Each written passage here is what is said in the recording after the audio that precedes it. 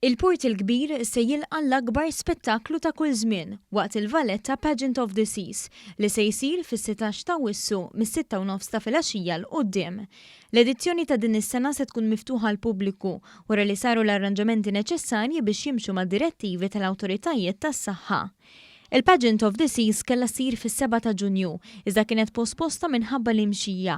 Din is-sitwazzjoni ttieħdet bħala opportunità mit-tim tal-produzzjoni biex l-ispettaklu joffri innovazzjonijiet u biex jiddaħlu fih elementi ta' sorpriża. L-ispettaklu ta' 3 sigħat u nofs jilħaq il-qofol tiegħu b'manifestazzjoni tal-ob tan-nar. Ġie deċiż ukoll li l-edizzjoni ta' din is-sena tiġi mxandra fuq it-televiżjoni.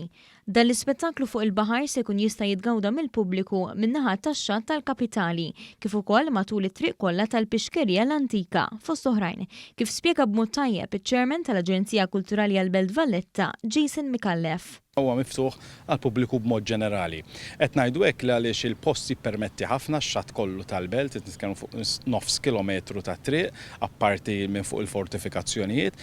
Ħadna l-miżuri kollha neċessarji, qegħdin f'kuntatt kontinwu mad-Dipartiment tas-Saħħa, ma' ebda problemi biex dana l-ispettaklu enormi fuq il-baħar isir. Il-Ministru għall-Kultura José Herrera stqar li l-kultura hija l-mezz ewlieni kif il-ħajja ekonomika u soċjali titreġġa' lura għan-normal. Qal li fl-aħħar snin sar investiment ta' miljuni kbar fil-Belt Valletta.